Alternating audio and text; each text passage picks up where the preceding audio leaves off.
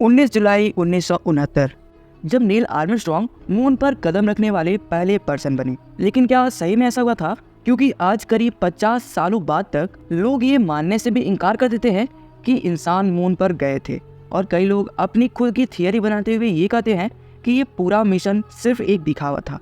और यहाँ तक इनका ये भी कहना है कि इन्होंने अर्थ पर ही इस नाटक को शूट किया, नहीं तो ये स्पेस में झंडा कैसे लहरा रहा है। तो आखिर इसके पीछे की रियलिटी क्या है, आइए जानते हैं इस वीडियो में।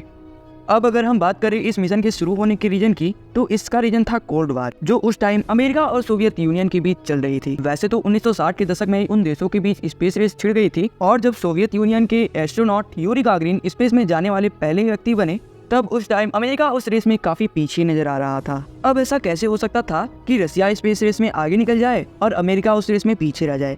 ऐसा कभी नहीं हो सकता था, और इसीलिए अमेरिका रसिया से एक कदम आगे बढ़ाते हुए दुनिया के सामने वादा किया कि दशक खत्म होने से पहले ह्यूमन को मून पर सक्सेसफुली लैंड कराएगा, और न सिर्फ लैंड कराएगा बल्कि उसे सेफली अर्थ पर लाया जाएगा। और अगले 5 सालों में 7 से 9 बिलियन डॉलर की एडिशनल फंडिंग देते हुए 16 जुलाई 1969 को अपोलो 11 मिशन लॉन्च किया गया। इसके पार्ट थे ये 3 astronaut, Neil Armstrong, Michael Collins और एडविन बज ऑल्ड्रिन, और ये तीनों नाम इतिहास के पन्ने में रच दिए जाते हैं।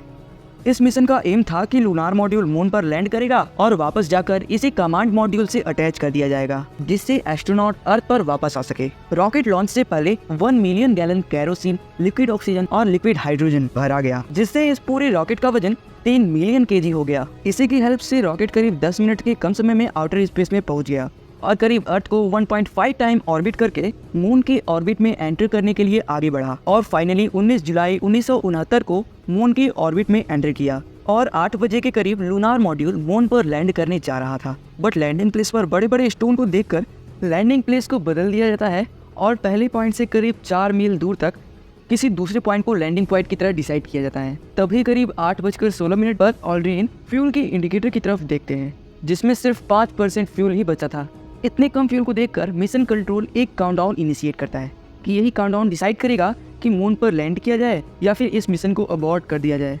और सिर्फ 30 सेकंड ही बचे थे इस काउंटडाउन को, जब नील आर्मस्ट्रॉन्ग अर्थ पर एक रेडियो मैसेज करते हैं कि ईगल सक्सेसफुली लैंड हो चुका है, और फिर अपने स्पेस सूट के साथ रेडी होकर मून के सरफेस पर कदम रख इस दुनिया के पहले ह्यूमन हो जाते हैं। और इस सीन को करीब 650 मिलियन लोग बैठकर लाइव देख रहे होते हैं। मून पर लैंड के करीब 2.5 घंटे तक वो एस्ट्रोनॉट मून के सैंपल इकट्ठा कर रहे होते हैं, फोटो कैप्चर कर रहे होते हैं और साइंटिफिक इंस्ट्रूमेंट सेटअप कर रहे होते हैं, और वहाँ पीछे छोड़ जाते हैं अमेरिकन झंडा।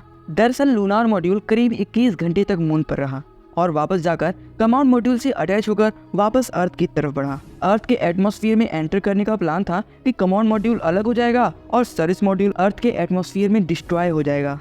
बट यहाँ खतरा ये था कि अगर सर्विस मॉड्यूल ज़्यादा खराब हो गया तो वो कमांड मॉड्यूल से टकरा सकता है और तीनों एस्ट्रोनॉट मारे जाएंगे। और ये तीनों एस्ट्रोनॉट सर्विस मॉड्यूल को डिस्ट्रॉय होते हुए अपनी आंखों से देख रहे होते हैं, और वो तीनों एस्ट्रोनॉट सेफ रहते हैं।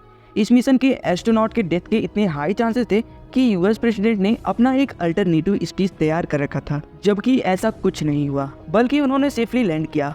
और देखते ही देखते अपोलो 11 की मून लैंडिंग दुनिया भर के अखबारों में खबर बन जाती है कि यूएस प्रेसिडेंट ने जो कहा वो नासा ने कर दिखाया। अगर देखा जाए तो इतनी चांस की बात नहीं है, क्योंकि 1970 में दशक खत्म हो जाता और सिर्फ उससे 1 साल पहले 1969 में अमेरिका मून पर पहुंच जाता है। कहीं ऐसा तो नहीं कोल्ड वार में अपना एडवांटेज दिखाने के लिए यूएस ने अपनी फेक मून लैंडिंग का प्लान किया? हो सकता हो कि अमेरिका का ये मिशन फेल हो गया हो और दुनिया को दिखाने के लिए बैकअप के तौर पर इस मिशन को प्लान किया। ये तो सिर्फ एक एग्जाम्पल है, क्योंकि इस मून मिशन को लेकर ऐसी बहुत सारी कंस्पिरेसी थियरी है। क्योंकि आप खुद ही सोचो कि अगर ये एक फर्जी अटेम्प्ट होता तो सोवियत इसे कभी नहीं मानता।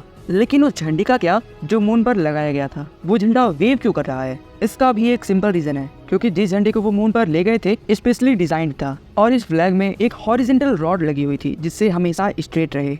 अब तीसरी थियरी ये उठाई जाती है कि जो फोटो उन्होंने ली थी उसमें कोई स्टार क्यों नहीं दिखाई दे रहा। तो हम आपको बता दें कि मून लैंडिंग दिन के टाइम हुई थी, क्योंकि उस टाइम कैमरा इतने प्रोफेशनल नहीं थे, इसलिए स्टार नहीं दिखाई दिया। इसके बावजूद कई लोग ये दावा करते हैं कि ये मून लैंडिंग एक हॉलीवुड स्टूडियो की फुटेज है। अगर आप खुद सोचो कि जब उस टाइम स्मार्टफोन नहीं था, कोई बढ़िया कंप्यूटर सिस्टम नहीं था, तो आपको क्या लगता है कि उस टाइम की CGI टेक्नोलॉजी इतनी एडवांस थी कि वो फेक मून लैंड को इतनी क्लियरिटी से एडिट कर सके? तो इसका जवाब है नहीं, और इसीलिए स्पेस हिस्ट्री में इन एस्ट्रोनॉट को याद किया जाता है। तो आई होप आप सभी को पता चला होगा कि अपोलो 11 मिशन रियल था या फेक। ऐसे ही इंफॉर्मेटिव वीडियो के लिए हमारे चैनल को सब्सक्राइब जरूर करें।